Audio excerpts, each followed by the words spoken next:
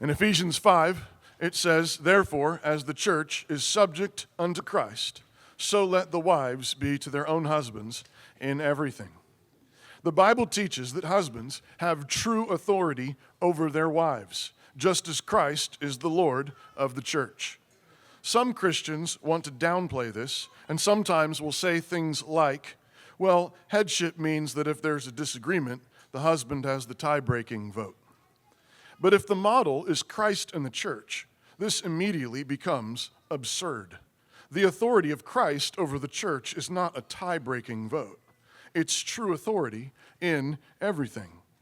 In 1 Peter 3, Sarah is identified as a godly wife, calling her husband Lord. So this pushes back against what we might call squishy complementarianism. At the same time, what Christ does with his authority is simply astonishing.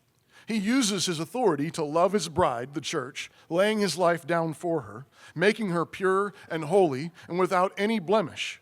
Christ does this and so lifts up the church to sit with him in heavenly places, to reign with him. Christ invites the church to speak, and through our prayers in particular, Christ has determined to listen and answer, and so grant us true authority in the world. So this pushes back against what we might call bluster patriarchy. Husbands have been given true authority, and reflecting the authority of Christ, it extends to everything in the home and in his wife's life. There's no area of marriage where a wife may say to her husband, "That's none of your business." He is responsible before God for all of it.